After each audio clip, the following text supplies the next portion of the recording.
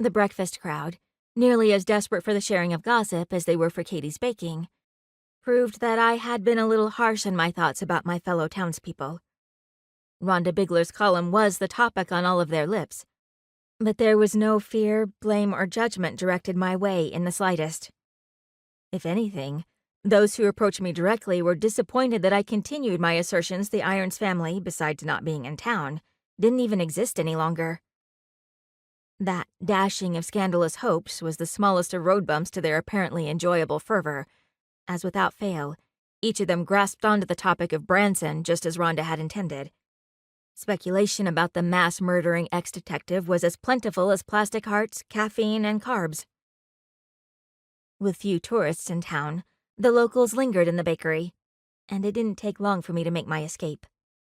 Watson, certainly knowing what I was up to, slipped out of his apartment and padded along as I snuck down the steps, then darted off to the right into the mystery room.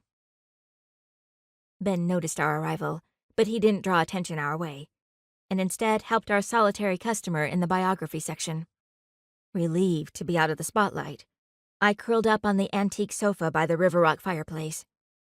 Surprising me, Watson abandoned his matching ottoman and hopped up beside me, giving an indulgent stretch, rump up in the air and nub of a tail offering a little wag, before issuing a mighty yawn as he curled up against my thigh and fell promptly asleep.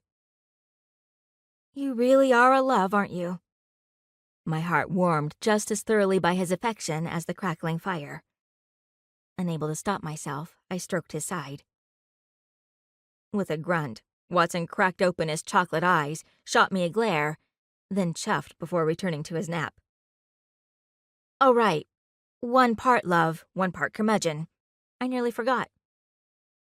Chuckling, I moved my hand away, lest I dare disturb His Royal Highness again, and picked up the novel I'd left on the arm of the sofa in hopes of just such an occasion, as I'd passed through upon my arrival that morning. With Valentine's Day upon us, I'd decided to stray away from mysteries and reread one of my favorite romances, Sarah Donati's Into the Wilderness. I'd enjoyed it even before marrying a park ranger, but now the section where Elizabeth got lost deep in the forest was even more enjoyable, imagining all the things Leo would tell her she was doing wrong, and the lectures she might receive if we were to trade places.